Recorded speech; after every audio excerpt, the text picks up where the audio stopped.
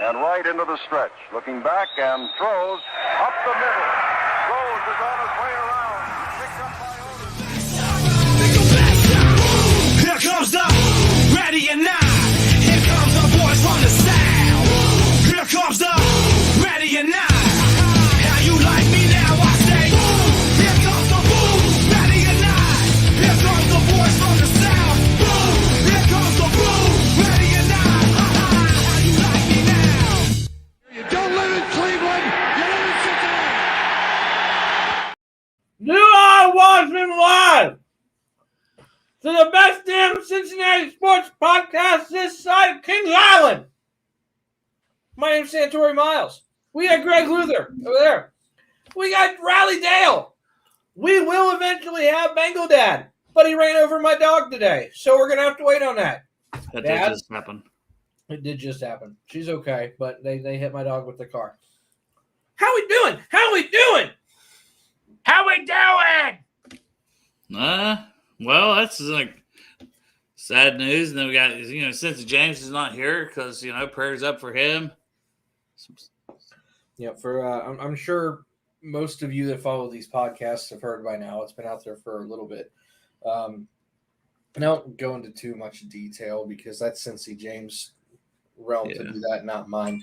But they had a little bit of a car wreck today. Everyone is as okay as they can be. No fatalities, thank God. But he's going to take a little bit of time off from the shows and be with his family for a while. So prayers up to him. Good vibes with whatever you believe in, but the family could really use it right now. We love you, James. I'm not going to go that far. I love you, James. With that being said, we were going to talk about linebackers and secondary tonight. I'm going to change it up a little bit. We had a regular slate of things to do. A little harder without James because he is our PowerPoint master, and I don't have access to the PowerPoints. So we're going to have a little bit closer to an old school BS session today. But first thing I want to do is we got to talk about our sponsors, the people that help the show go. First and foremost, Boo! Did I do it right?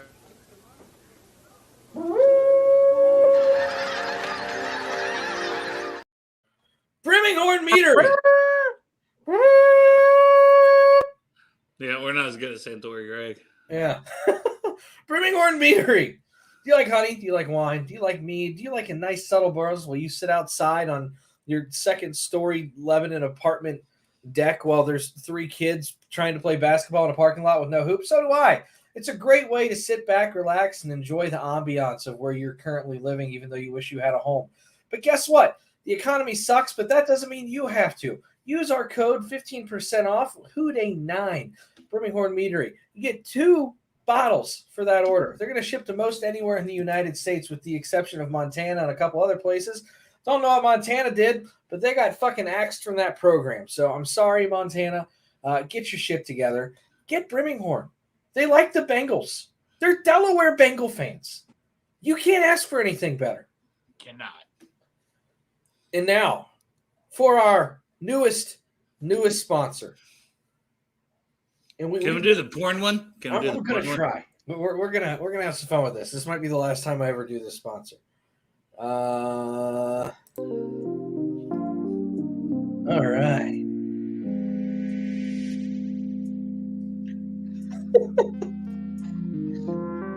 Little ASMR.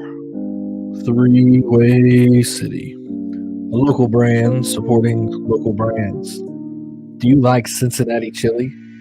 I do. Do you like it being ladled all over your noodles? I do. For those of you that love Cincinnati chili the same way that I do, Greg does, Riley Dale does, do we have products for you?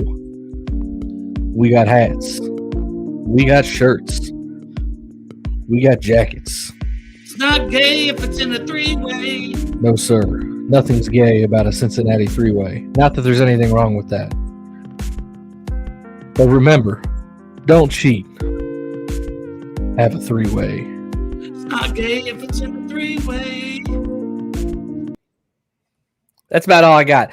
Oh, all I was ready to keep going.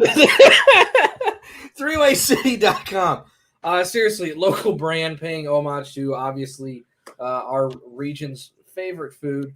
They got great hats. They got the awesome Onyx jacket. They got my favorite crop top, which I think I'm going to rock for the show here in the next coming weeks. Don't Ooh, cheat. I want to see it. Three-way. I'm ready, man. I'm so ready. And Don't I guess you we'll go have a ahead and announce it now. three-way? I guess we'll go ahead and announce it now. Adam, the owner, founder, creator, and I guess social media manager, everything for Three-Way City, is going to be on our show next Monday at 7. So we'll have him on here to talk a little Bengals, talk a little three-way, everything going on in his life. It should be a great time. If you need me to come in just for the opening jingle, I may be able to do it. Absolutely. It's going to cost you $0 millions. We were also going to announce our giveaway tonight. But being that James has kind of been the driving force beyond that, I want him to be here for it. So we might have like a spot episode late tomorrow night for it, and I'm going to go ahead and extend everything that we were doing one more night. I've got a ton of people that have sent us screenshots of them being subscribed to Rally Round the Natty on YouTube. Remember, a lot of you use like your Gmail for that on YouTube. We've got over 200 subscribers. We've hit our first goal that we've ever set out, which is awesome. But if your Gmail is like, BobRyan93@gmail.com and your Twitter account is fucking Three Ways and Twinkies, I'm not going to know who you are. So make sure you take a screenshot of you being subscribed, send it to us, and that way we can make I could probably narrow down who Three Ways is if I had to think about it long enough. Probably. But that I just see Lisa's comment. I assume that is in regards to our intro. It was a good intro. It was a good, fantastic intro. Put it on a commercial. You're going to make all the money, all of it. But Bengal Dad will be joining us soon. He's got to get the cone on the dog first, and then he'll be jumping on. But I hear something echoing from the living room, and it sounds like me. So my wife just watched me do a very low brand Barry White impression for noodles. She said she loved it. I know, dude. I'm having deja vu right now. I don't know why. I can just see you down there for whatever reason. Foxy's in the chat, which is awesome. This is what happens when I try to be Barry White. Ashley's trying to hit on your wife now. This is what happens. It was the whole, it's not gave us in three ways. So she's thinking, her, my wife, one more lady. Lisa, you're in the chat. Just saying. I know I won't be allowed to watch, but I'll be like, cool, it happened. Joe is trying to stir the pot. No, don't Screw you, Joe. Oh my god! But we'll maybe once that ship, maybe. What's up, Joe? What's up to my old high school buddy, Justin? What's up, buddy? But we'll do a lowbrow version of what we would do if we had our graphics. I will just stick with the linebacker room tonight. So we'll do a little bit of the current state of the linebacker room. And remember, we'll reassess all of these once we get probably to preseason. But for right now, let's go down the list. It's not a hard one. It seems pretty good. Apparently, my wife did not get the memo. Kim ran over Rosie with the car. She's okay. Sorry you had to find out this way.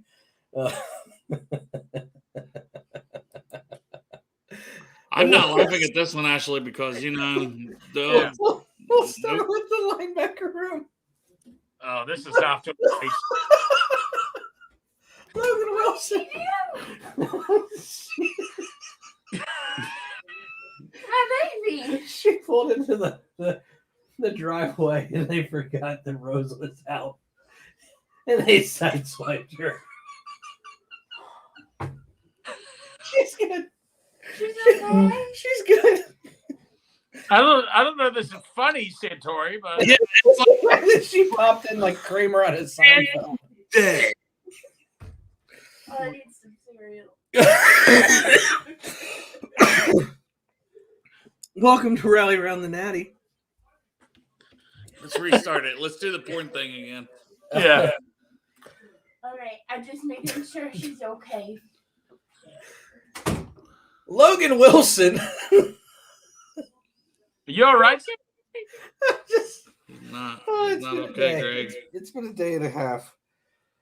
Look, I don't think we have anything to worry about with Logan Wilson, right? No. Can we get him signed to one of those 3 years, $21 million contracts that we're Yeah, gonna sign? man. I mean, the market's so low. I'd be like, okay, how do I sign him Do right it now. What do I have to do to lock this up? Anyway, I have no idea what his value is going to be. I mean, I guess at this point, it's almost like you're going to have to wait out the season, right? Because from the Bengals standpoint, they're probably like, well, we got Pratt for 7. Yeah, exactly. But then again, is he more like Edmonds though, who got $72 million, or? I think that was stupid all around. So I think he's better than Edmonds. Yeah. That scares me. I was talking to Kieran. He said Edmonds is way better than Logan Wilson. But I don't know. Everybody's got a different opinion. I don't even think Glenn Goodberry would say, like, he was happy they re-signed Milano and said, oh, we got a better guy, that they All right. re-signed the day before. All right. All right. Jermaine Pratt. Well, I don't know what to say about this one. I do. Blood drop. Blood drop. Lead drop. Blood drop. All the blood drops. Blood drop. I don't think you have anything to worry about in particular with Jermaine. I don't know why it still has my couple hats up there behind me. Well, I was like, wait, is it pooping? Is there poop? What is that? Those are my hats on the door. I was going to say, what the hell is that? It's not going well. No kidding. This show is off the rails. There's no James. There's no Dad. Yeah, really. We're trying to piecemeal this together. And I'm trying to behave. I'm literally trying to behave instead of when I normally come on here. You are doing a unbelievable job. I will give you that. And it's just off the rails without me. It's been a long day. Lindsey Patterson tweet.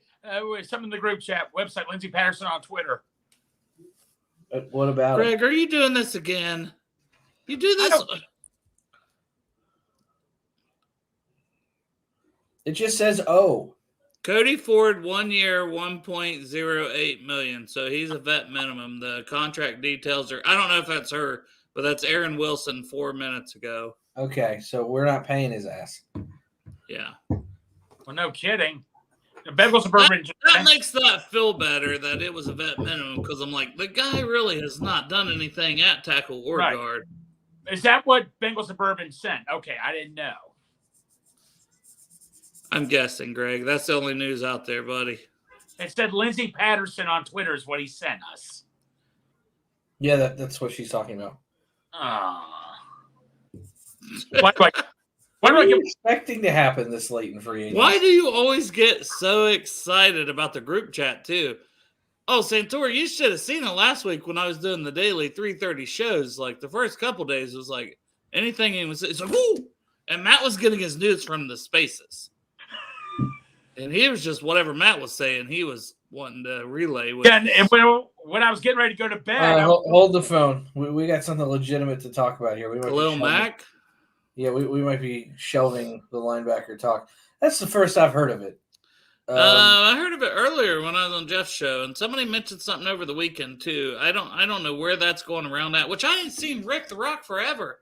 Jeez, yeah. Rick, it's good to see you again. He watches our show now. Yeah, you switched over, huh, Rick? All right, that's fair. He's cheating on you. All right, it's fine. Whatever, plenty of shows to go around, but I'm on most of them anyway, so.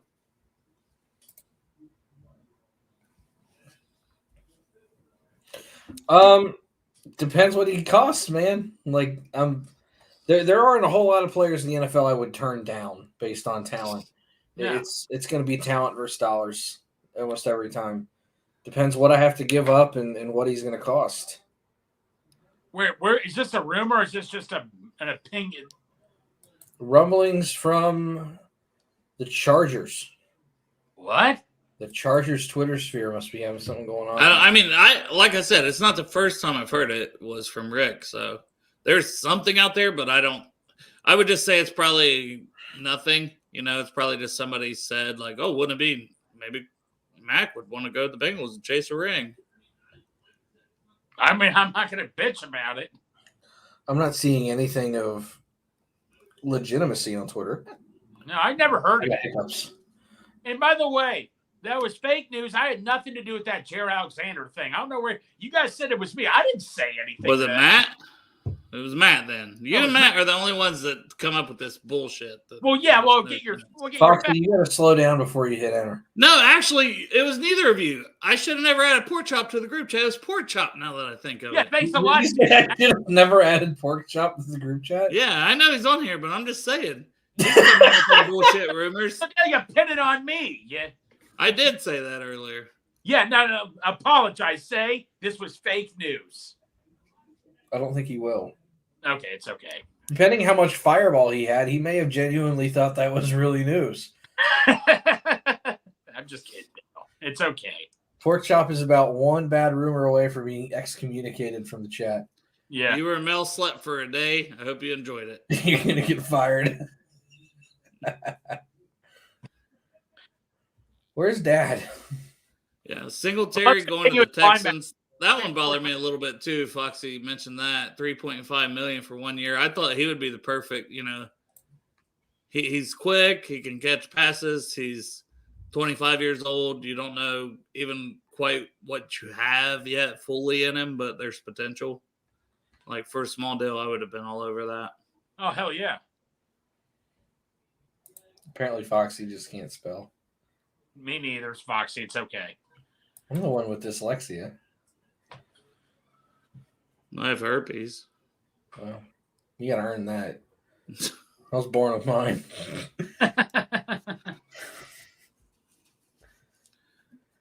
I don't have herpes for all the men in the chat, by the way. Clee. So, by the way, what's the next linebacker on the list, Santori? We still doing linebackers? Okay. Akeem Davis-Gaither.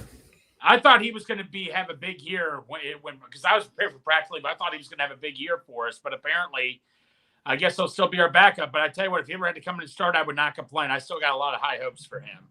He still gets a lot of snaps, right? Like, and he still seems to make plays when he's on the field. So, Yeah, I mean, contract year, right now.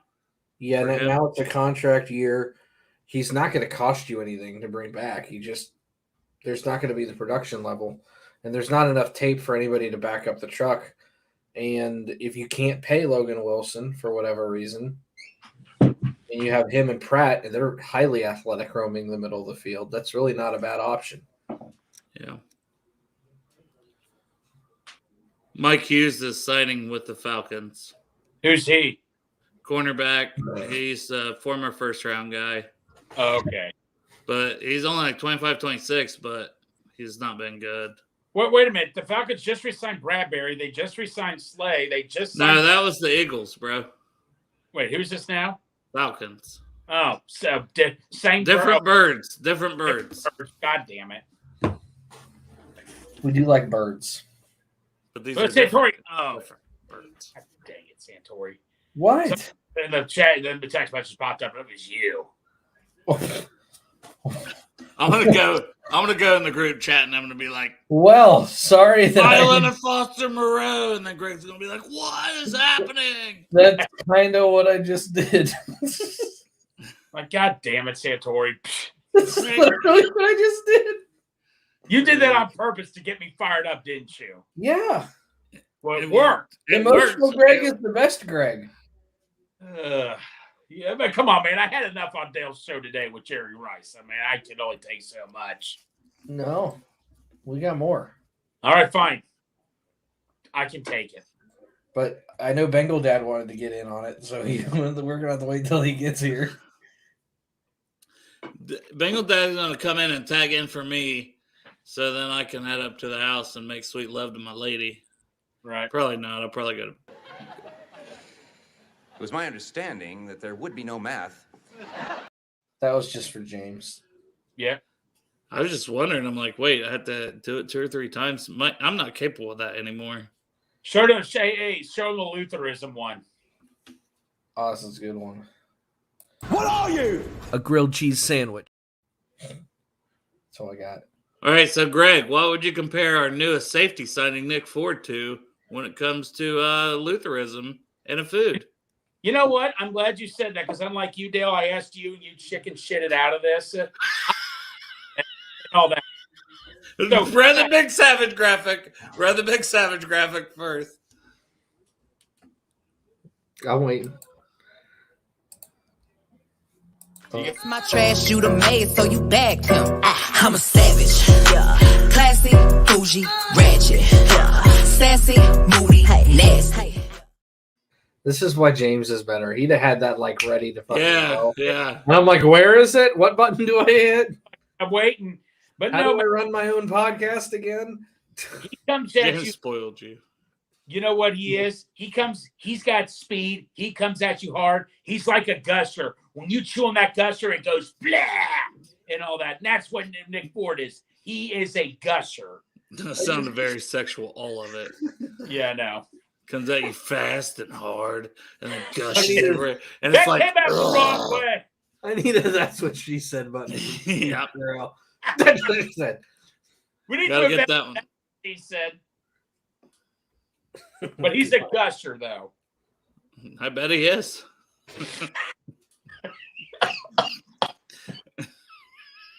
haven't had him, wouldn't I? What's that? His pork chop said he squirts in your mouth. Stop. I'm just reading the chat. It's okay. But he is a gusher, though. Thank you, Kevin. Thank you, sir, Kevin. Nothing like Santori's hat, though. And then Greg's 3-way city hat on top of it. That's what she said. Where's Dad? Oh! Asking you shall receive. He's busy Hey, running guys. over dogs. He's been running over dogs all growing. day.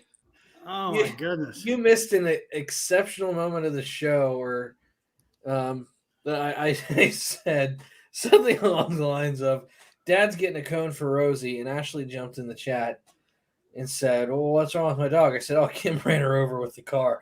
Ashley came running through this door like Kramer and Seinfeld. What is happening?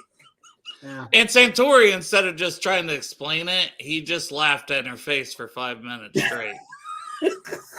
And I'm like, your dog's dead. Yeah, that's typical. So I like that. I like the scruff, man. Look at Yeah, that. your beard's Um, growing, buddy. I'm trying to look a little bit more like my son Dale. There you go. you know what, Dad? I know I got these good looks from somewhere. It's like looking in a mirror right now. Uh-huh. If I could age that gracefully, sign me up. I just need a do-rag. Hey, we'll get you one, Dad. Don't worry. We'll get you one. All right. Well, now that you're here, Yeah, what are we doing? We did a mini We state don't of the know. linebacker. We've talked about nothing. We for have 23 piecemealed this minutes. together for 20 This is minutes. like Seinfeld. Yeah, you missed my amazing seductive intro that I do now for Three-Way City. We put a Nice. little 70s, Little porn behind it. and then I just popped up all the hats, and I just went, introducing Three-Way City. So we may have lost our sponsor. I don't know how he feels about it. Well, and I said, it's not gay if it's in a 3-way. So, like, we had a whole rhythm going. I thought it was going really well. People in the chat laughed. So, Yeah, so we had that going for us. But I wish I had the clip ready to rock and roll. Actually, I'm just going to make it happen here. You're in the sun field up there, son. I know I'm getting freaking blasted. You need to put some eye black on. Look at you with your white leaping tiger hat. It's a good looking hat. That's a sweet hat, Santori. It I don't, really which one do is. you like? I don't know. Like James was asking me. I still like the orange one's cool, but that one's pretty slick, man. That'd be good for the all black whiteout game next year again. I originally liked the orange and black one. I thought it popped, but the more I see this one just staring at me, I really like it too. Either way, too fucking poor to buy either of them, let alone both. So wait, well, Dale, what do you care? You didn't even dress up for the Whiteout game last year. I do what I do when I do it. No one's going to tell me what to do on one certain day, Greg. It's a lot of doing in that. When it's the Bengals, you do what you're told. Greg, this is where you call Dale a fake fan. Yep, fake fan. Fake fan. That's when we should have a siren going off for fake fans. We have decided that we do need to add a new little audio visual graphic, especially with Dale's on, because it's just too damn easy. Yeah. Of Steve Carell just going, "That's what she said," really quick. Yeah.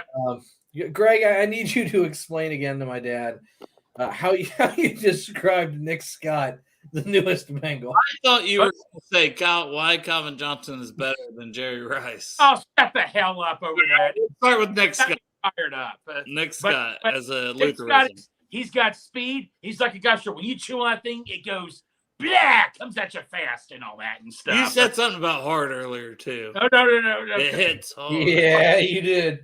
He comes at you hard like a gusher. Blah. Blah. Squirts in your mouth, basically. He squirts in Greg's Dale mouth. had to turn into something nuts. Pork Chop said it in the chat. He squirts in your mouth. He said it based off of what you said. Well, you don't have to read everything in the chat, Dale. You've missed Have we determined yet that Walter Payton's a better running back than Barry Oh, Sanders? Well, hold on. Oh, yeah, it was 100%. Barry You are Sanders. getting You way ahead of the game here. Dad. It's Barry Sanders. That's it. Stop it. Short career, Greg. Short career. I don't give a damn. Short career, my ass. He was on a crappy team for years. It's Barry Sanders and Barry Sanders only. Bring in the He clowns. had that Bears defense. Bring in the clowns. Here they come. Hold on. Stop it. Oh, yes. Yeah. This is Greg about to go crazy. Rock comes around maybe once every. No, I'm sorry. I know I'm going against Kelsey. Gronk is. But I'm not even saying Kelsey. Gonzalez. He was pretty damn good. Strawberry, stop it. Don't insult me right there. Gronk is number one. It's not even close. Come on. Gonzalez should be in a conversation. Yeah, he's a Hall of Famer, dude. He's got to read some. We're not having a diehard conversation. Gronk is number one. That's it. Hey, Antonio Gates. Yeah. Okay, but Gronk still has to wait a couple of years. He's been retired for a year, for Pete's sakes, man. His No, voice we're started not. to crack. No, Robert, stop. The voice Voice cracking. Stop. It's like saying Jerry Rice. He's the best receiver of all time. I have no problem, which is true also. He has all the numbers. So Barry Sanders is the best running back of all time. No. Don't say Walter Jim Brown. That's full of crap. Who's the rushing leader in this name? Emmitt Smith. Oh, shut up. Okay. It is. You can't say it because of all the numbers for one and Barry regardless Sanders numbers around for him. another. No, it's Barry Sanders. That's it. Stop it. Just stop it. This is fun.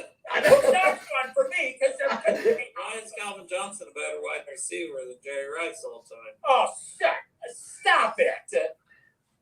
Stop it. Megatron. But what are you going to say? Okay, so Jerry Rice has all the records and he played along. Calvin Johnson played for the Calvin for the Johnson Lions. was He the didn't baby have when them he passing played game. for his Jordan He period. wasn't in the league long enough. AJ Green. Calvin Johnson. I don't care. He's not Barry playing. Sanders wasn't in the league long enough. Sanders. You're saying the same argument about Calvin Johnson. Barry Sanders wasn't in the league. He was short Because too. Barry Sanders had rushing records and all that. Calvin Johnson, only 3 or 4 years. He could have been in the Hall of Fame, but he shouldn't be. I showed my wife that and she laughed so she's like, I love Greg so much. Well, no, like you were Well, telling me. hold on now. With that being said, Bengal Dad, we need your expertise since you watch these guys. First off, Calvin Johnson's a quitter. Oh my He's a God! quitter. Agree on something. So is Barry No, Sanders, Jer- right? Oh, Jerry I'm Rice played in so many big, important games and was in so many big moments. He is definitely the best receiver of all time. Thank you. Andy Dalton looked good from September through November. You're taking the fun out of this, Dad. I also agree that Jerry Rice is. Well, now hold on. I said it all. This is where we can have fun. What are we going to Bengal do? Dad, who's the best running back? Oh, it's Walter Payton. Yes. Shut the hell up. If Barry Sanders had Walter Payton's defense, offensive line, and Jim McMahon, they would have won 3 Super Bowls. Barry Sanders didn't have Walter Payton's heart. Oh, give me a break. If Walter Payton had the heart play for the Lions, he would have lost it because he had no talent around him. I think Barry Sanders led is leading all running backs for career negative runs. Mm-hmm. Bengal Dad, just when we got right here. You know what Barry Sanders is? You're Barry cooking my Sanders is grids. Adam You're Dunn. really cooking my grids, Bengal Dad. Barry Sanders is Adam Dunn. All or nothing. Oh, Barry, you know what? You're Adam Dunn because you strike out most of the time.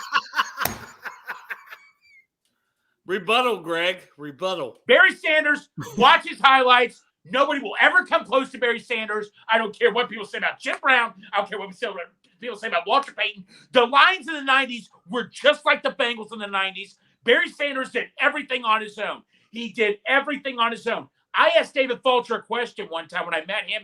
Who was the toughest player you went up against? He said Barry Sanders. He said Barry Sanders wouldn't even let you touch him. That's how good he was.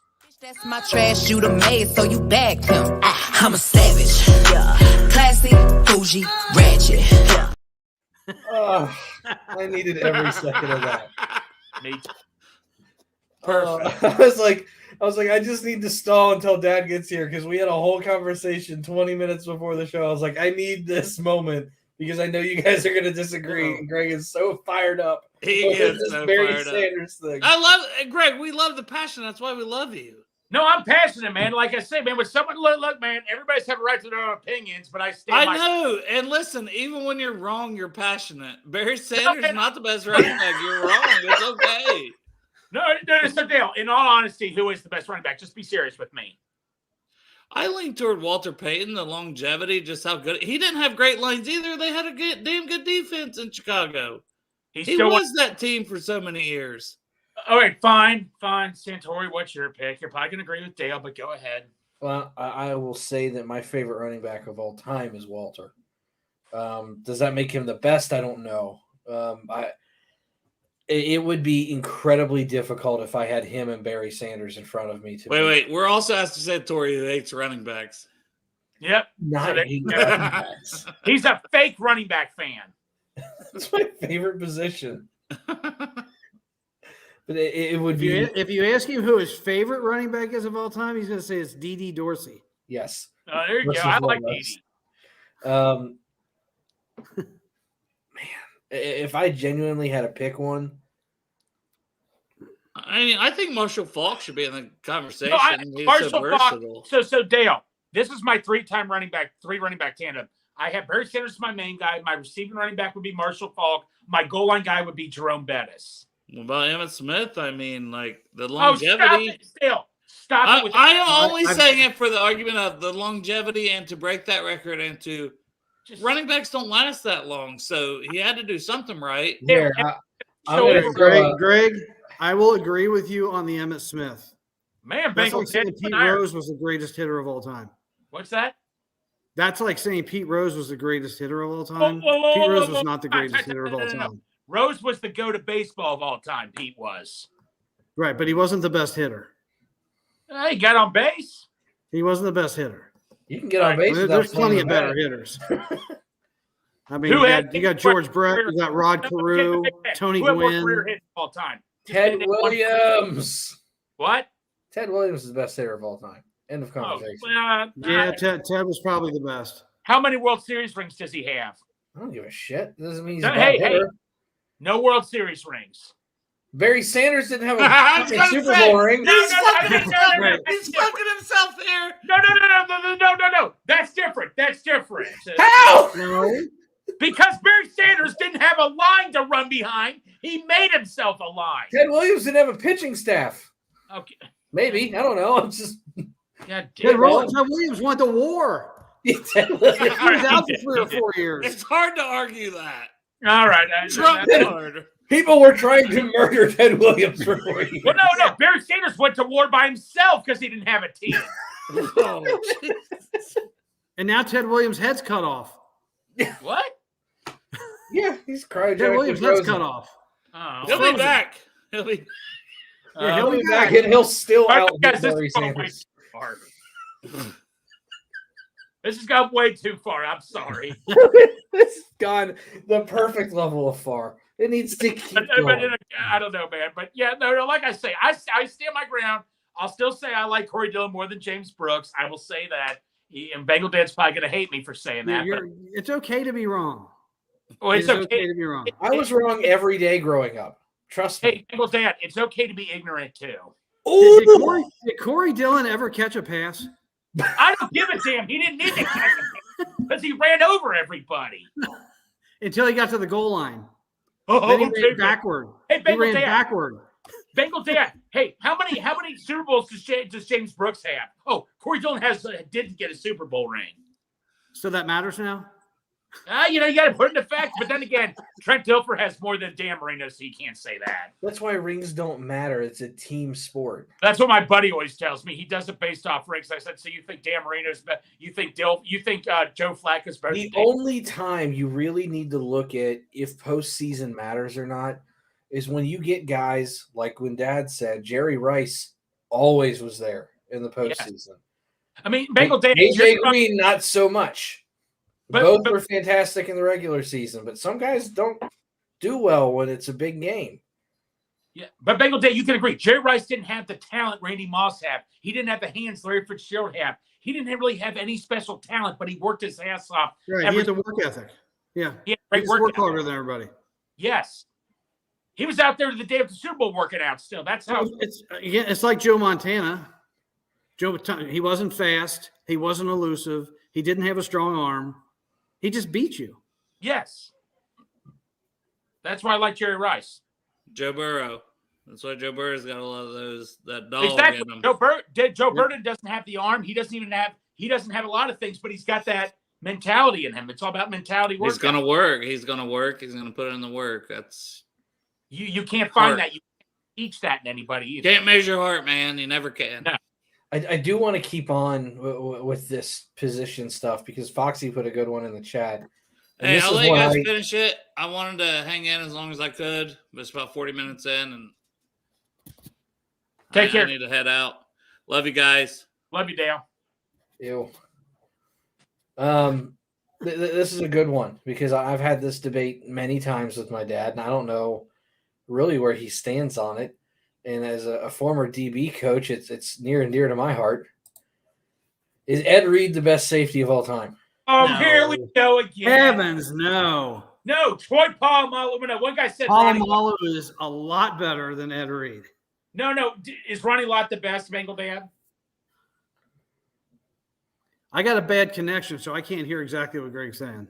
Is Ronnie Lott better? Ronnie Lott. Is he the best safety? Yeah. No, Polamalu was better than Ronnie Lott. Thank Ronnie you. Lott was a huge hitter. Dude, he was super high. He's way up the list. Bengal Dad. Everybody says Ed Reed was better in that generation. I liked Polamalu way more than Ed Reed. No, Polamalu was better. I never saw Ed Reed blow up a running play. Bengal Dad, where have you been? He never put his nose in there. Bengal Dad, where have you been this entire time? Where the hell did you and I start agreeing on stuff?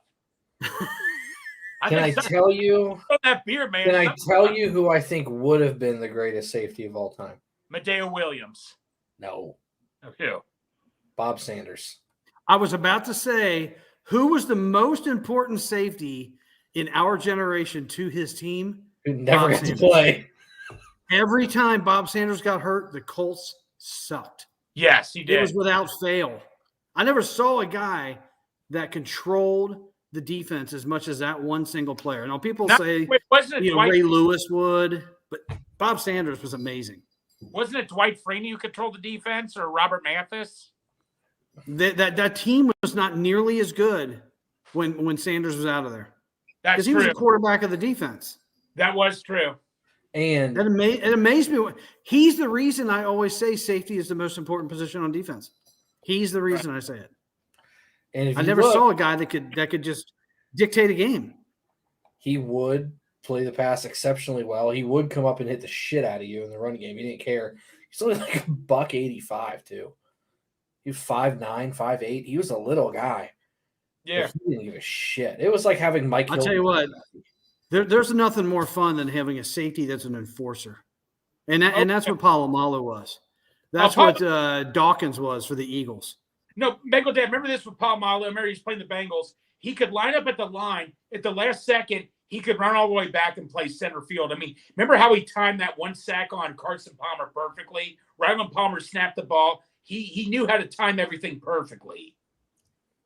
He was the most instinctual player I've ever seen in my life. Yes. And he was a freak athlete. I don't know if they had RAS or RAS scores. He caught everything that was thrown his way, too. Easily. He always made the pick. I couldn't stand that read. And I'll say this. I mean, he wasn't dirty and he didn't run his mouth. No, he didn't. He was just good.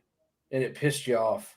No. So the two Steelers that I could not stand, you can agree, Palomalu and Jerome Bettis. Those are the guys that I just could never stand playing.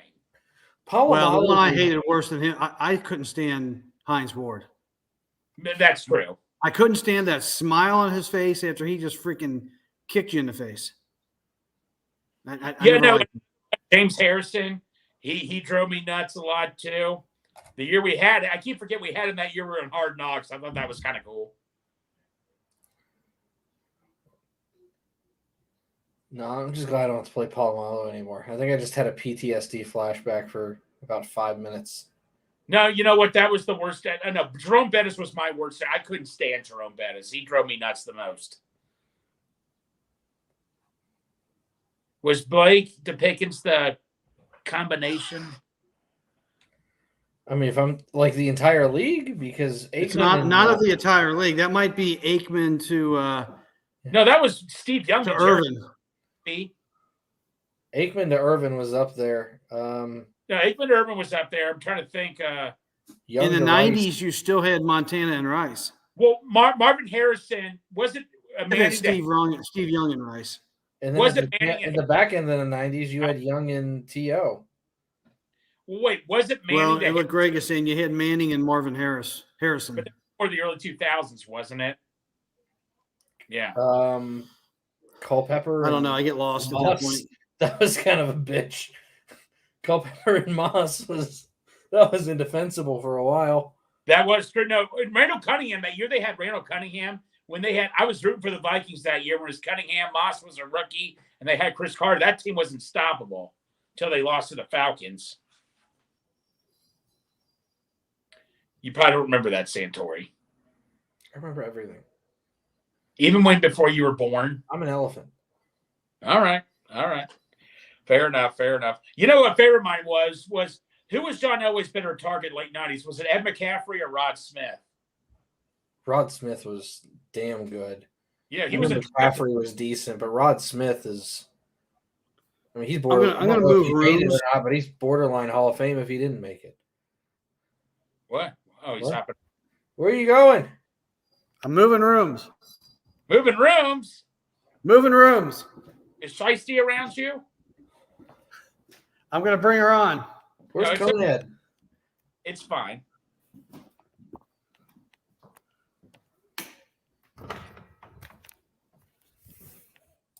Oh, he's getting his workspace.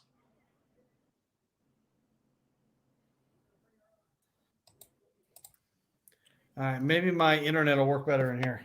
We got a glimpse of your shirt, by the way. I might have to go back and edit part of that out. No, I just like the store. Okay. That's fine. I want to get quick on the best here. You know that guy? He did it again. There we go. There you go.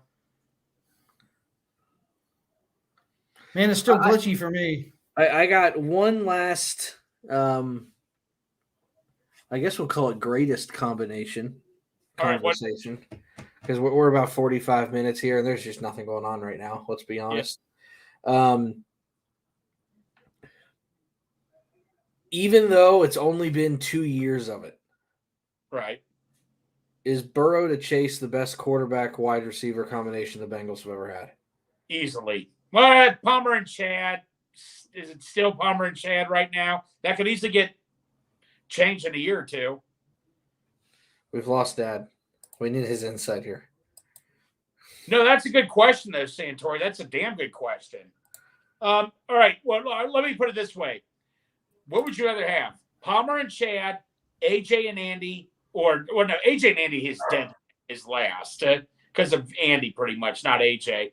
But Bengal Dad, what is the Bengals' best wide receiver and quarterback combination of all Anderson time? and Curtis has to be up there. I think it's Burrow and Chase. I think the top two are Burrow and Chase and Burrow and Higgins. Wow. Ooh. Because all three of them, but both of them, both the receivers show up in games. Yeah.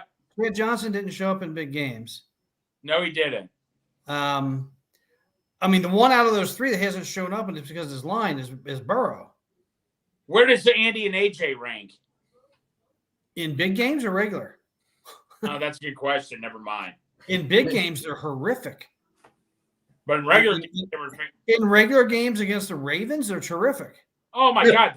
The Ravens hated playing us more than the Steelers, they said. Yeah. I mean, those guys were good, but they don't compare to Burrow and Chase. Yeah, no. Here's an interesting topic. So let's pick one player from the East Division North who we hated playing against the most, offensive, defense. Ravens, I think we can agree, isn't it Ray Lewis or Ed Reed? Or Ray Lewis, in my opinion. The guy that scared me the most growing up was Polamalu. Yeah, I had no idea where he was, and it didn't matter where he was when you snapped it. He was going to find it. No. Who for the Ravens? Who is it for Baltimore? Oh, Baltimore? It could be offense or Lewis. Ray didn't scare me. He was just good, and he made the team better. Ed Reed scared the shit out of me. Yeah. Well, if you threw a ball deep and Ed Reed was anywhere around it, there was one of two things were going to happen. Either you were going to catch it or Baltimore was going to score a touchdown, because if he got his hands on the ball, that was it. Yeah. I've never seen – you want to talk about guys that are impossible to bring down when they have a ball in their hand? Any running back, any receiver, I don't give a shit who you say. Ed Reed was the scariest man in football with a ball in his hands ever. No, yeah, exactly. I mean, Palmer was better. He was going to score. Yeah, no. I'll take this further. Offensively, I tell you what, though, was it Todd Heap? Either Todd Heap. Oh, Todd Heap always drove me nuts. Not Mark Andrews is the one who drove me nuts, honestly, offensively. For a short period of time, Jamal Lewis. That was another one that came to my mind. He was impossible to bring down for a couple years. Oh, he drove me nuts. Even when he's with the Browns, he drove me nuts. I'll tell you one guy for the Browns who drove me nuts. I mean, there was a lot. Josh Cribbs, I couldn't stand. I got one for the Browns that drove me nuts because I think he was only good against the Bengals. Peoples-Jones. No. Baker Mayfield. Well, yeah, but no, I'm going back about probably 20 years now. Tim Couch? Lee Suggs. Yeah, Lee Suggs churned us up a few times. Number 44.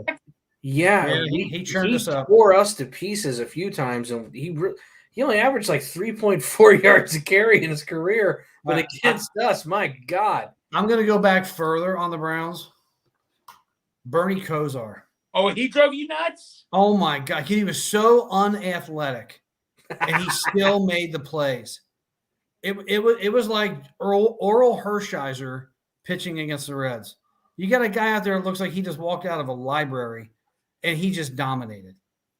No. Who was better, Bernie or Boomer? Bernie was a lot more clutch. All right. Because he had big games. He had big time throws in big time games. Boomer didn't. So you would take Bernie over Boomer? Yeah, if I needed a 2-minute drill drive, absolutely, I would take Bernie Kosar. Damn. As long as I wasn't like the final, like. But all right. Yeah, if it's the AFC Championship game, then no matter what Bernie does, the ball's going to get fumbled by one of his running backs. Right. That guy who fumbled it was Harold somebody that fumbled it. I forget the guy that fumbled, but yeah, he had. It was Ernest Biner fumbled one, and his running mate Mac fumbled one. Okay. Mac and Biner each had a fumble at the goal line or within 2 or 3 yards of the goal line. Okay. Do you remember? By the way, speaking of, I want to get to the Browns still. Did you ever remember Orlando Brown, Senior, who played for the Browns? Yeah, I didn't remember him. Okay. Whoa. Who was the player that a referee threw a flag and he got caught in his face mask? I remember. Why am I thinking that was Orlando Brown? That might have been him. I think it was Orlando Brown. He got blind, didn't he? Yeah, it didn't permanently blind him, but that little sack hit him right in the freaking eye, and it hung in his face mask. And I think it was Orlando Brown. I think it was. That's why that name sounds so familiar. Didn't he come at the ref too and all that? He was pissed off at the ref. Oh yeah. It was against the Bengals. You are not wrong. It was against Jacksonville. Okay. But was it Orlando Brown? Yeah, well, Jeff Triplett got him. How about pulling that little nugget out of my arse? Yeah, no. Can you pull up the video? Because I remember that. No. I saw it so much I figured it was against the Bengals. Okay, that's why that name sounded so familiar. Gotcha. Well, so let's go back to the Steelers. Can we agree the one offensive player? Don't say Cordell Stewart. I liked him as a kid, but I found out he was so overrated. Who was Slash? What? Old Slash? Slash. Is that what they called him? What was his deal, Cordell Stewart? Was he a quarterback coming out of college or? Yes, he went to Colorado. Oh, that's right. He played for McCarthy, didn't he? He threw that game-winning pass. It was like a 72-yard bomb with no time left on the clock, and it was completed to Michael Westbrook, I believe. Wow. Okay. Did he drive the Bengals nuts? Was he good against the Bengals? Well, I know a lot of people were. Well, a lot of people were good against him. I mean, he had his moments. He was hard to tackle. He wasn't nearly as difficult as Jack Ball up in Baltimore right now. Okay. Lamar. What's his name? Lamar? Lamar. I don't even know what his name is anymore. He hasn't played forever. Exactly.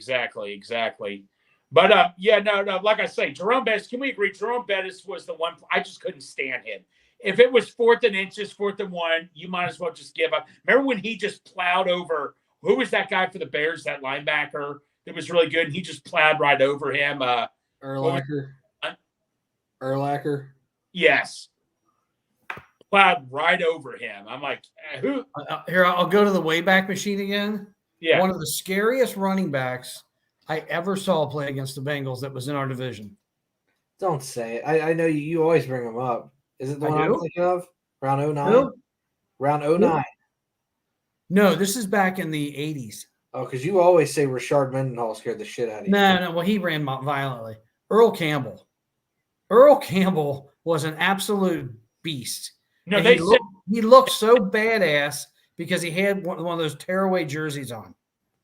You watch his old videos? Oh, my God. Was he the best bruising running back of all time? He may have been because he was so fast. He would put his head straight down into your sternum, blow you up, and then run 100 miles an hour past you. So quick timeout. Quick timeout. Shelly, that's Cincy James' mother, for those of you that don't know. Amy and Maddie, as well as Amy's parents.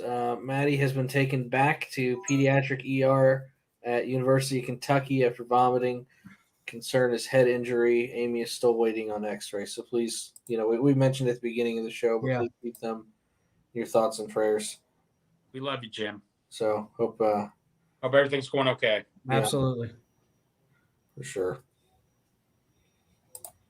Not to completely derail our conversation, but that needs to be said. James, a lot of people don't know this, but James does probably 90% of the work for this show. Any graphics that you see that we pump up, that's him. Yes. Most of the guests are between Greg and Jim. I do the silly little shit with the just a little video stuff, but anything that has to do with advertising or any of the photos that we're pumping up. Yes. That's all him. All the links that get sent out for the show, all of the thumbnails, all of it going on YouTube and streaming in the proper places. That's 100% him, and he never really asked to do it, and he was never really asked to do it. We were just talking one day. I didn't really have a link to give him, so I just gave him my login information. He just started toying with it, and it worked out good. And I never really said anything, and it just kept going. So he's a fantastic guy. It's a great family. I mean, please, thoughts and prayers for them right now. You meet his whole family, like Santori said. You meet his whole family. Just good. Everybody in that family just awesome. Jim's a good guy. He go out of his way to help you. I mean, just terrific. Like Santori just said, terrific person. James, I know I can speak for all of us here that our thoughts and prayers are with you, and we just hope everything gets better as the days go on. Brought to you by Birmingham. I don't know how to take anything seriously. I'm not a serious person, so if anybody gets upset about that, I'm sorry. I am very much the person at funerals that has to sit in the back of the room because I cannot. Now, Santori, everybody has a different way of dealing with it. I can't focus.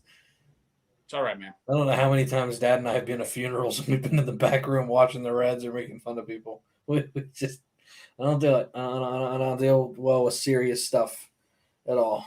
Hey, it's just your way of dealing with stuff. I get that. Yeah. To break the monotony? Yeah. What? Oh, that was all right. So what? That was the first year I became. Dave Phillips was my old high school classmate. That was the first year I became a Bengals fan. Was the year we got Neil O'Donnell. I'm like, wow, this guy could be a great player. I'm like, this guy's horrible. What? He did one thing for the Bengals. He beat the Steelers in the final 30 seconds. Yes. Would you say he is the throwback version of Ryan Finley? He did one thing. I remember this one game. He faked a spike, but then he had Carl Pickens wide open. I don't remember that. You don't remember, that one? I don't remember that one. Oh, that's a good one. You remember that, Santori? You were 4 years old. I don't even. Oh, wait a minute. Wait. That was in the game against the Steelers. Yes. Yes. He drove down the field and boop, hit him at the fade. That's when he caught it and then he walked backwards, staring over the defender like, "You bitch!" That's right. That was the game-winning throw. I know it was a long pass down the left sideline. It was a fake spike. I don't remember the fake until you said it. Yeah, that is what happened. Come on now, up here. No, every once in a while, these games kind of run together. You're getting foggy, Coach. Greg, you don't obviously you don't know this, but Dad has the world's largest VHS collection of Bengal games known to man. And it was. Yes, I know. Oh my God! Probably every game from about 80 through 95. I don't know. It's a lot. I don't know if it's every game. It's a lot of games. It's about 15 years worth of 80s and 90s Bengals. If you ever want a fun game to watch like the last 5 minutes of the game, right, is Bengals Oilers 1986. Was that when we beat the living crap out of the Oilers in that playoff game? Is that when they had Warren Moon as their quarterback? Warren Moon was their quarterback. There was about a minute and a half to go. The Bengals had the ball at their own, or down to like the 3-yard line in the red zone. Right. And the Bengals, it was either the Bengals were up by, 4 points, 3 points, whatever it was. And they handed it off to Larry Kennebrew. And he fumbled. Hey! There it is. Ow. And I think it was Robert. Was it Robert Jackson? It was big number 97. I think it was. Picked it up it was just like the Sam Hubbard play. Ran all the way back for a touchdown. Everybody was devastated at Riverfront. And then Boomer let him down in the final minute and scored a touchdown to win the game. Wow. And James Brooks absolutely annihilated the safety for the Oilers in the game-winning touchdown. He just headbutted him back about 3 yards. Right. I don't know if it was Bo Donaldson or who it was. He killed that safety and scored and spiked it. And it was awesome. James Brooks could block, but no, I think Tom, when we had Tom on the show, do you agree with what Tom said? He said, do you agree that James Brooks was the best receiver during that era when they had Collinsworth and Eddie Brown and all of them? The best running back receiver or best receiver? Receiver on the team. Collinsworth has come out. Collinsworth was definitely the best receiver. He had the best hands. Collinsworth ran the best routes. Said that he thinks he's the best receiver, period. Who did? Collinsworth said that against Brooks, I believe. Yeah, he said that a few times. He's frozen. I'm trying to look something up. Uh-oh. He's pulling off a Santori. Uh-oh. Oh, do we lose him? No, he's just Googling. Okay, yeah. But no, yeah, man, like I said, though, man, I mean, so no, sort of all the VHS tapes, did you have a favorite game you watched as a kid, or? The Oilers game where they annihilated them was always one that we watched a lot. But yeah, no. Who was I couldn't stand this one guy. He was their head coach and he was a commentator. I thought he was always a cranky person all the time. What was his name? The Oilers head coach. Jerry Glanville? I couldn't stand him as an analysis. He always looked like he was mad all the time. I couldn't stand Jerry Glanville. A lot of people couldn't. All right, son, am I allowed to put this thing on? It's a minute and 2 seconds. Go for it. If we get sued, we get sued. I'm trying to remember how to do it. We're not monetized yet. Don't worry about that later. I go down to here. I go down to share screen. I go here. Here. Wait a minute. I'm trying to find it. I thought it was share entire screen. No. Are you on like a YouTube tab? Yeah. You do present, share screen, Chrome I tab. have Chrome tab. I have window. Oh, here it is. Yep. I don't know what this is going to look like, but we're going to figure it out. This brutal spell that had engulfed Riverfront Stadium. Fine. It would be the Bengals, and the catalyst was their multi-talented running back, James Brooks, number 21.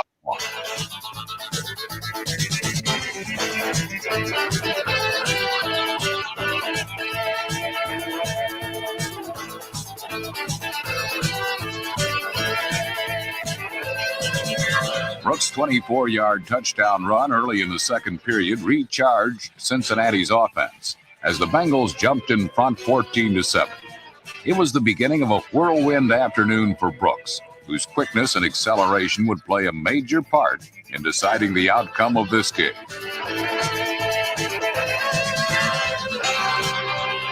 For now, the Bengals' swift halfback had Cincinnati in the lead, and for the Bengals, more would soon follow.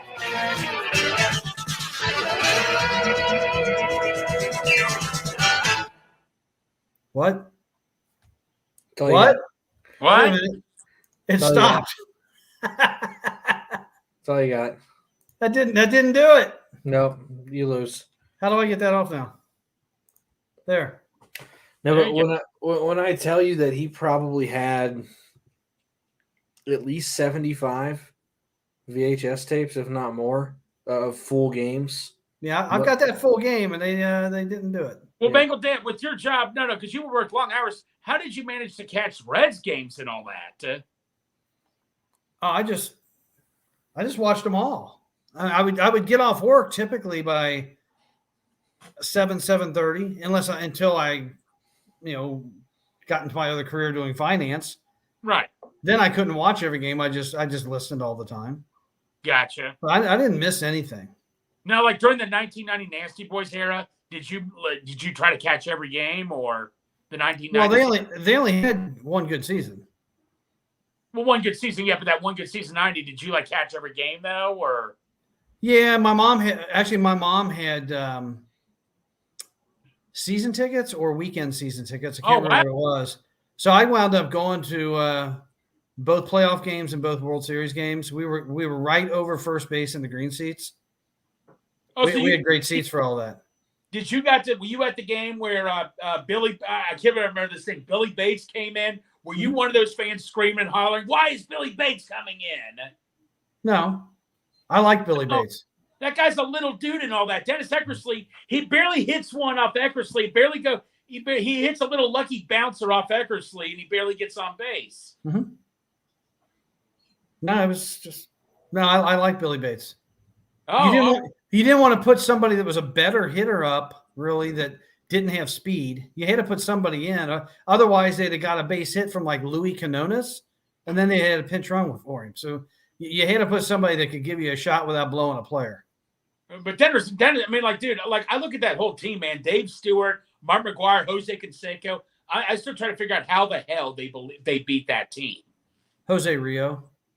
Yeah, Tim McCarver. I probably remember him. I remember him because of what Dion did to him. But Tim McCarver, I know he actually just passed away recently. So, but which I'm sorry to hear. But I heard Tim McCarver every game would be like, "Oh, this is just a fluke for the Reds. They're going to get killed. They were lucky to win this game. Oh, they were lucky to win this game." I think everybody had them beating the crud out of the Reds. I got to get this. Hello. Hey. Don't run over my dog. Yeah, why don't you just give me Speaking of Santori, I guess we should fit a little Reds in here. That guy on Encarnacion that was hitting the crap out of all spring training. I heard they sent him. Well, I heard he came up from single A, but I heard they sent him back to the minors. Yeah, he's not ready. Yeah, I know. You can't call him up immediately, right? Just throw him in there. Opening day is 10 days away, buddy. We excited? No. No? Yeah, me neither. Hello? Oh. Okay, we're good. Hey, Bengal Dad, opening day is 10 days away. Are we excited? No. Okay, that's enough of Greg. He's asked it twice. We're done. Yeah, I know. You know, I had to bring that up. I enjoy talking about old baseball, old football. I just can't talk about current baseball. No, I can't either, man. I don't want to waste my time there. I'm sorry. I couldn't tell you one thing that team is doing. I was going to ask you guys. No, I don't know anything. Checked out. I don't care anymore. I'm sorry. As soon as Phil said, where else are you going to go? You're going to go find another team and root for them. I was like, all right, fuck you too, man. Yeah. So is going back to the Bengals, is Nick Scott a closer comp to Von Bell or Jesse Bates? Von Bell. No. So I was talking to Tom Justin. He told me an interesting fact. Before Von Bell came here, his coverage was not good, just like Nick Scott was. So that's something to look at. Lou will get the best out of Nick Scott. But no, Bengal Dad, I can't believe I forgot to ask you this. I know we'll get back to Scott. Where were you when we found out about Orlando Brown? Where were you? I mean, it wasn't like an Elvis moment, but Still. Where was I? Were you going to bed or? I think I was just sitting in the kitchen or sitting. You were on the phone with me. No, yeah, you were the one. I think heard this. You were running around. I think he called me. Yeah, I called you. Oh yeah, you said they backed up the truck. That's how you started the call. So what are you talking about? Yep. Orlando Brown Jr. 4 years, 64. And I said I was busy. He said you were running around the house. Can you confirm that? Were you running around the house? Is that true? They asked how you were feeling about it, and I said he's doing wind sprints around the house right now. I felt it changed my entire. It changed everybody in this town's, I guess, perception of the offseason, because everybody was down in the dumps about it. I figured it was coming, that there would be something. The Bengals just weren't going to let their team disintegrate. I mean, this isn't a Mike Brown run franchise at this point. So my next question is, what's your take on Jonah Williams? I mean, Santori said, look, Santori I'm usually staying positive. I was like, oh, worried. Santori's like, Greg, I'm not worried about a damn thing. He's our right tackle. We're not trading him just to do him a favor. We're only trading him if the right offer comes in. What's your take on the whole Jonah Williams situation? I would trade him if I could, if they can get enough out of him where they feel like the value's there. I don't like switching him from the right side to the left side or left side to the right side. Right. I don't like the fact that he had dislocated kneecaps twice last year. That concerns me a little bit, and I think it's going to concern the rest of the NFL a little bit too. It's the weirdest fucking injury. And he did it twice. I've never heard. I mean, the last person that did that to his kneecap, I think, was Jeff Keppinger. Oh, yeah. Keppinger hit the freaking foul ball off his kneecap. What a great hitter Jeff Keppinger was, by the way. He was awesome. Jeff Keppinger. Oh, great, yeah. Or was it Keppinger? We had him and Jorge Cantu at the same time. Jorge We got rid of them Cantu. both. We had him and Toucan Sam at the same time. Got rid of them both. Then they both went on to be All-Stars. But yeah, no. Like, could you sleep that night, Bengal Dan? I couldn't sleep hardly. I was so excited that night. I was up for a little bit. I was stoked about it. We were a little excited. Yeah. We did an emergency show, and I took my shirt off pretty much. And that's all. He did. I jumped on here, and he was naked. Whoa. Dan was like, woo. Well, I was going to do it for Mike Gesicki, that safety for the Eagles. I'm like, I'll make an exception here on this one.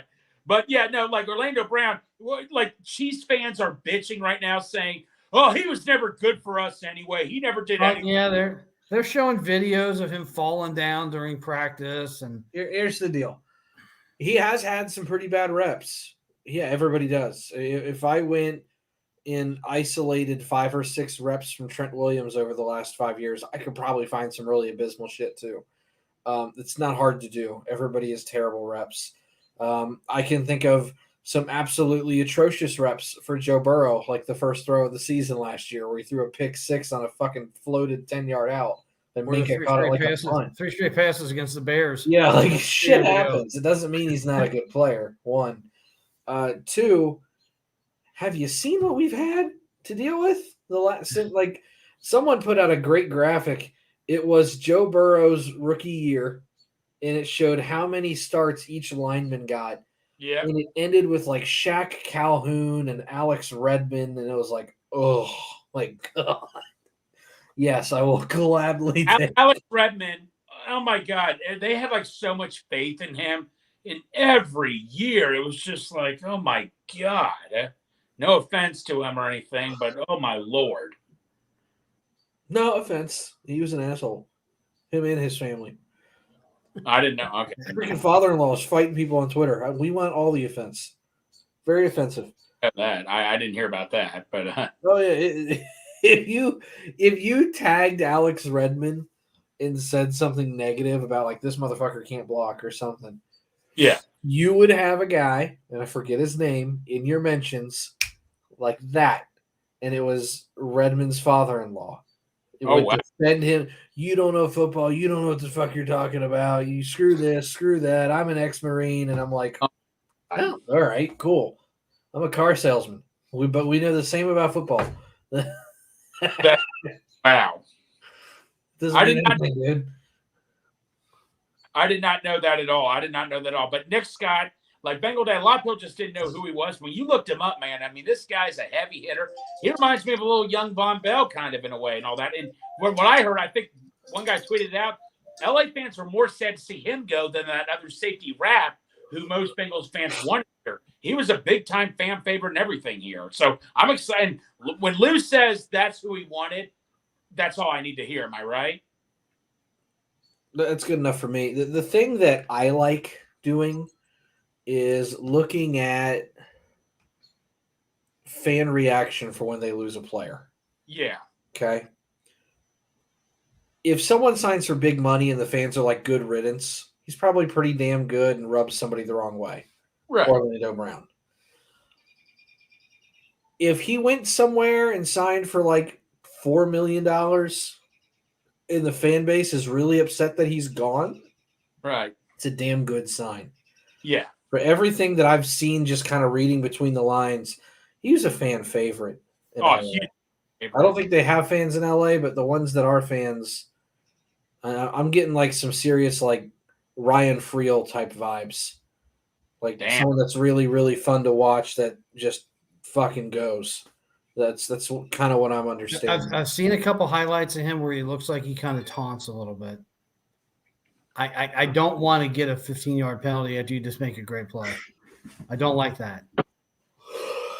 Don't cool it down.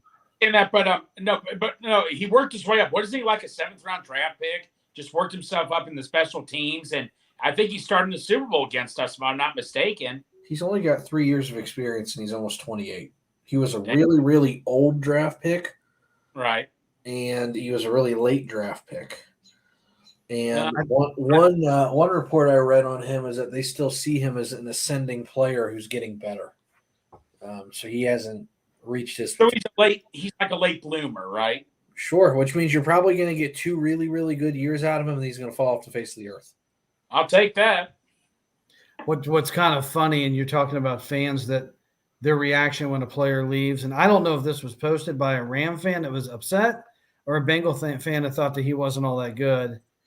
The picture they show of him getting beat in the Super Bowl on the halfback option throw from Mixon to Higgins. You get beat on a trip. Anybody's going to get beat on a play like that. It's designed to make you look like an idiot. Right. Sorry. Oh, exactly. And like I said, with Jesse Bates left, I mean, how about that heart-warming message he said to Cincinnati? I mean, Jesse Bates, very class guy. I still would have liked to have had him here. I just wouldn't have paid him that money. But I'm happy for him, though, aren't we? Aren't you guys? I didn't like him. I thought he was. I didn't like the way he went about things. The way how he held. I don't like when you play not to get hurt. I'm not going to give it my all because I don't have a contract. I don't like that. And then all of a sudden he got swept up in the 21 season and played really, really well the last few games in the postseason. But he was playing not to get hurt. He wasn't playing well. I don't like that. If I have to question your motivation to want to play football, I'm out. I don't care how good you are. That's why I would never take Lamar Jackson. I am appreciative of the good football that he did give us, but there's a stain on it. That's end of conversation. All right. I can appreciate good football and still be like, dude, what the fuck? Corey Dillon. Yeah. I'll never forget the image of him throwing his pads into the stadium. That was very classless. I agree with that. You know, to me, it's no different. You either are here or you're not. I understand it's a business. I understand there's contract. I understand the idea of not wanting to play without a contract secured beyond this year. But guess what? Half of the players in football are free agents next year. Yes, that's true. You don't see every single one of them holding out. No, you do not.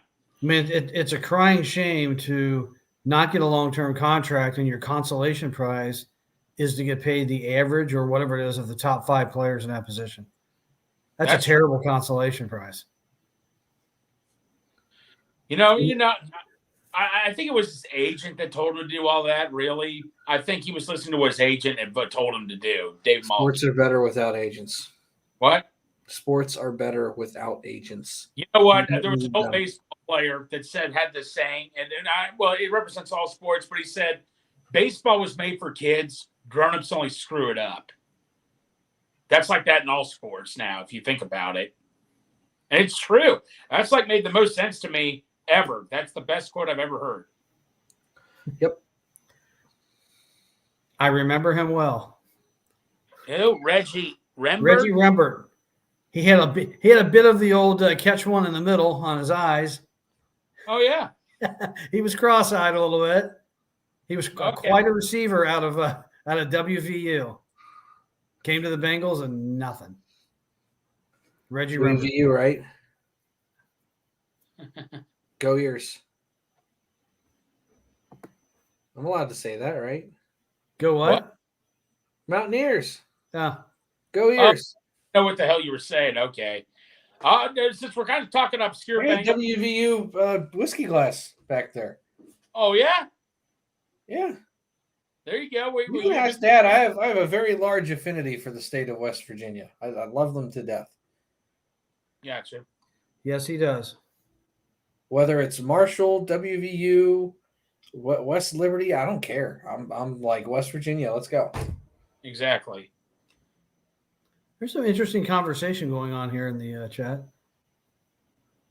Where's Quinones?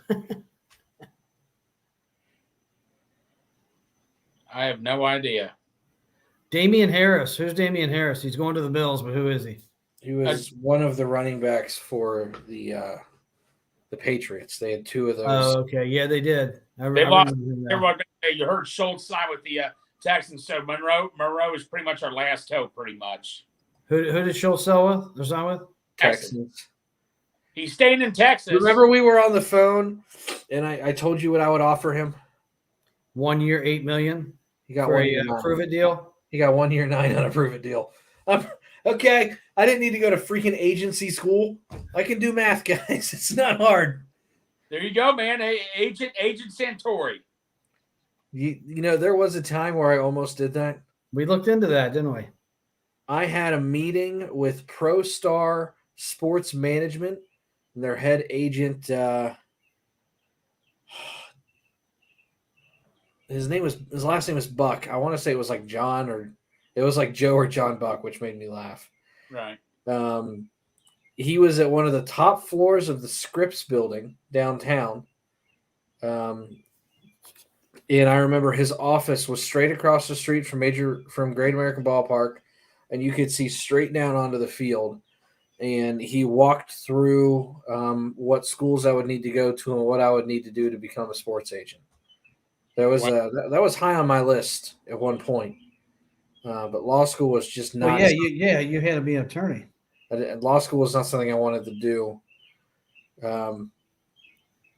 But the thing that really turned me away is they're like, yeah, for like the first 8 years, you might not make any money. And I'm like, oh, that's a downside. Yeah. Like, yeah, you're going to make like $2,000 a year for 8 years, and then you might make $1 million. That's like, whoa, that's the exponential growth is remarkable. But no, I almost did that. I was close. Dad had always kind of tossed it around for something to be interested in, and about halfway through my undergrad, I was like, I don't want to do radio broadcasting anymore, but I know I want to be in sports. And I was just trying to find jobs in sports, really. Well, no, Santori, I remember you told me for radio broadcasting in the middle, you always had to say every advertisement. Didn't you have like all these advertisements? Yeah. You'd be sitting there calling a basketball game, and a kid would hand you a piece of paper that's like about this big. Right. It would be like this big, right? It'd more or less be a sticky note, and you'd be sitting there, and you'd have to wait for a perfect moment, a TV timeout, whatever. Like, by the way, it's the 8:29 mark here in the third quarter at the Cam Henderson Center, brought to you by Stanley Hot Dogs. Make sure you go get one down at 3rd Avenue. Tell them Joe sent you. Some bullshit like that. And then you'd toss it away, and then timeout. That timeout's brought to you by, like, I don't give a shit who the timeout is brought to you by. It was like that scene in Major League where Bob Uecker gets drunk, and he's like, I can't find it. No one's listening. And he just keeps going. It's like, that's how I felt after about the 4th or 5th game. And my professors hated me, man. They hated me so bad. Why? Because he was a homer. Mm-hmm. He liked to root for Marshall when he called games. They wanted, and I get it. They want you to be an unbiased broadcaster, right? And they would have you. It's so weird. They'd have us dress up in all our Marshall shit and then tell us, making sure you don't sound like you're rooting for Marshall. Well, it sure as hell looks like I'm rooting for Marshall. So I'm sitting there calling a women's basketball game and all green and all the Marshall people, and I'm interviewing the freaking Marshall point guard and the forward and this and that. Brought to you by Marshall's radio station, 88.1 WMUL, home of Marshall University, the cutting edge, home of the Thundering Herd. Back to you with Thundering Herd basketball, but I'm not allowed to act like I'm rooting for Marshall. Oh my God, guys! You don't see the and then they'd get really mad at you, and I'd be like, yeah, Marshall, they're doing real good tonight, and my professor would turn me off and not grade me. And I'll be like, what's wrong with saying Marshall, they're doing good? He goes, Marshall's not a they, Marshall's an it. And I'm like, what the fuck are you talking about? He's like, Marshall is a possessive singular class noun, so you need to use. You know what the problem was with your professor?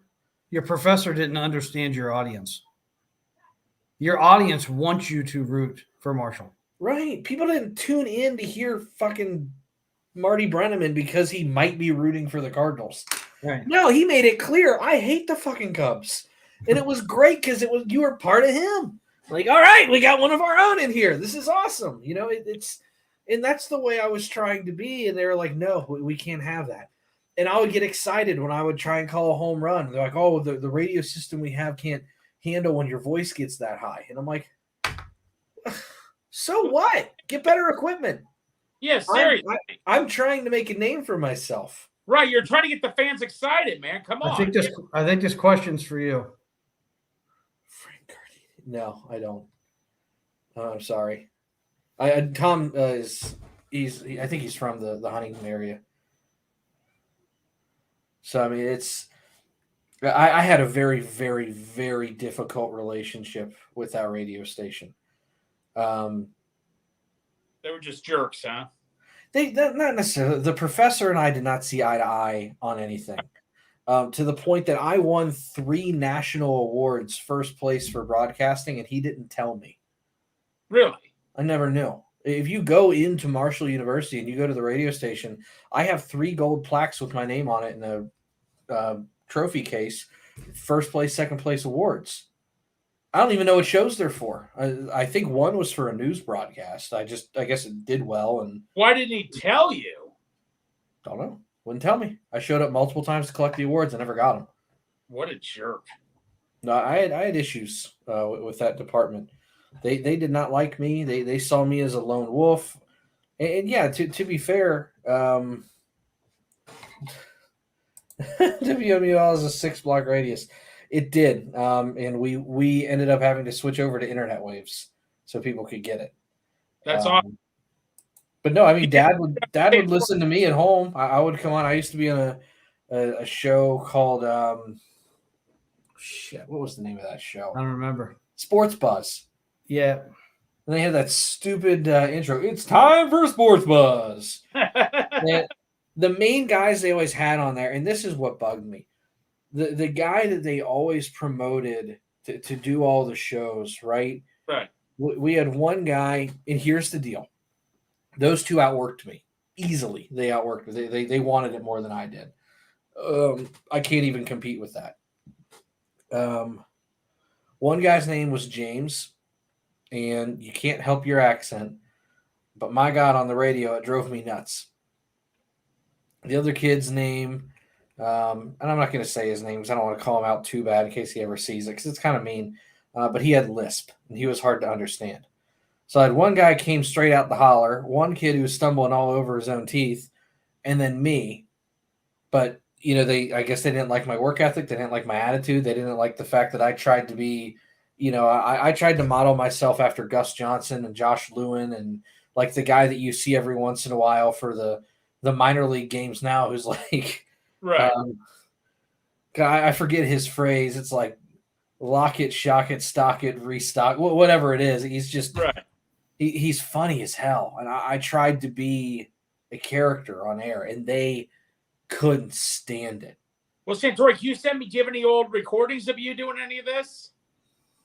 If they are, it's in their archives. I might be able to find one somewhere. Oh, man, I'd love to hear. No, I'd love to hear you try one, man. You ever thought about getting back into it, just doing something small or anything? Or Dad and I have always tossed around the idea of occasionally, like, broadcasting a game or something just for the shits and giggles of us doing it. But no, probably not. I did it for one of the local football teams. I would do their play-by-play in color. Right. And that was really funny because it was the team I coached for, and right. I knew all their hand signals. So I would just try to make myself look like Nostradamus in the booth. We'd be sitting there, and one of the guys next to me would be like, all right, Coach Mercurio, what do you think they're going to call here? And I'm like, I'm going inside zone. What makes you say that? I saw the hand signal for inside zone. So.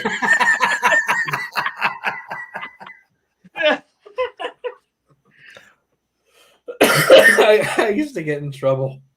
So we'd be sitting there, and I'd go, I hope nobody hears this, but here comes a flea flicker. What? Flea flicker. So how did you know? Did you could tell when people were tipping off signs and all that? Well, it was the team I coached for. I coached the freshman team, and I would call the games on the radio for varsity, and we had the same hand signals. So I'd see him signal something in, and I'd go, I know what that means. Uh-oh. And then I'd see the personnel coming in. And there was one time we were sitting there, and the guy didn't know I was a coach. He just thought I was some guy helping with the radio broadcast. And they go, okay, what do you think's going to happen here? I said, you see number 3 in the slot? He said, yeah.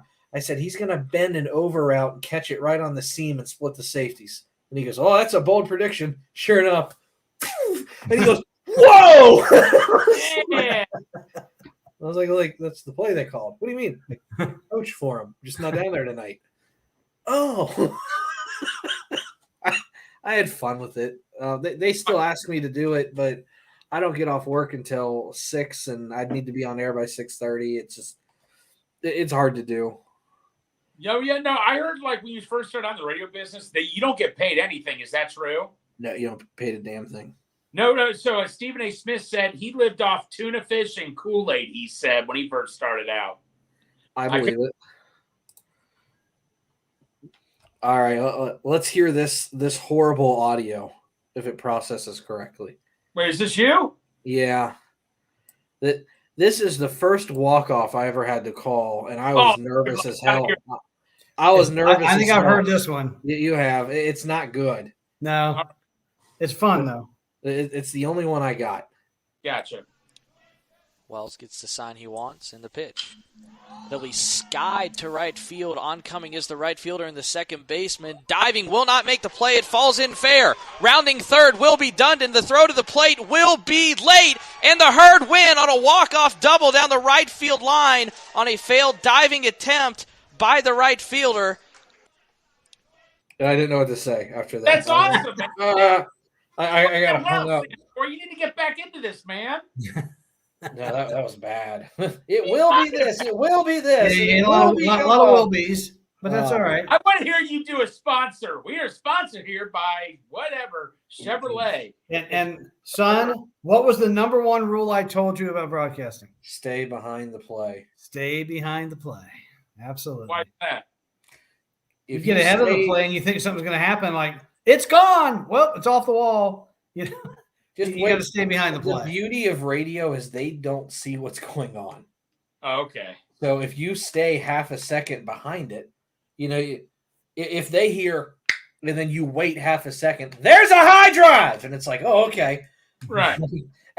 By the time I start that, it's gone. Like if you stay behind it enough, and then the thing is, if they would ever want to sync it up to a highlight, all they got to do is, oh. And all they got to do is drag the audio a little bit, and it looks perfect. But no, it was fun. The part that wasn't fun was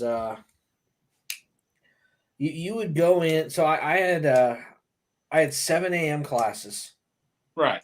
I would get in at and Ashley will walk in here in a minute and back me up on this.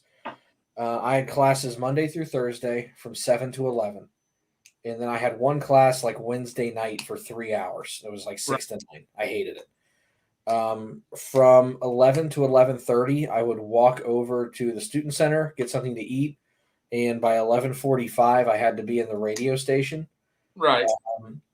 We would start prepping everything about noon for probably a 3 o'clock game. Right. We would leave 2 hours early so we could get to wherever we were 90 minutes early to start setting up. If the game was at 2, we had pregame at 1:30, or 3, you had pregame at 2:30. And you were the on-site engineer, you were the color guy, you were the play-by-play guy. It was you and like 2 other people in probably 2 or 3 giant 50-pound suitcases full of radio equipment. Right. And you'd get to the baseball field, you'd pray to God they had Wi-Fi. If not, you would literally call into the radio station like you were a caller. And I called a 3-hour softball game like this on my cell phone one time. No shit. I had to pray to God my phone wasn't going to die. Because, oops, I don't know what to do. You would call the game 3 o'clock. They're 2-hour games. Get done at 5. You have a half-hour post-game show. You get everything packed up by 6. Get back to the radio station, hopefully by 7. Get something to eat. And then you would have to do what's called digesting the audio, which is take it from whatever audio source you saved it on in your suitcase of equipment into those giant mixer boards at the radio station. Right. You would download it, get it up onto a software like I use, Adobe Audition. You would listen to the entire game as you could again, take your notes for your highlights, cut your own highlights, make sure that your peas weren't popping all over the place in case you had bad audio. And then you would edit it, get stuff ready together for the next day for a 30-second radio package, a 2-minute highlight package. And by the time you were done with everything, it was probably 2 a.m. Yeah. What? And then you would go back and do it the next day at 7 a.m. for class. Man, that had been, And my fucking mom had the audacity to go, "Why do you only have a 2.7?" Excuse me for working 80 hours a week at a radio station for free, and you're mad that my one class isn't going well. It was a lot of fucking work. Right. It really was. I don't know how many times Ashley would meet me at the radio station at 1 a.m. She would bring in, I kid you not, she'd bring a sleeping bag, she'd bring a pillow, and she'd bring like a Kroger bag full of like donuts or Fig Newtons and Gatorade. And I would just sit there and keep going and do whatever I needed to do. And she would sleep on the floor in the radio station that did not have air conditioning. Oh my God. And then we would get up and we'd walk back to the dorm. Holy crap. It was constant. It was really a lot of fucking work. Damn, dude. I never would have thought of it that way. Well, boys, I'm going to bounce out of here. Yeah, I got to bounce out of here too. I'm up for the night, man. I guess we got a we're gonna bring back something for Crypt if he's even here still.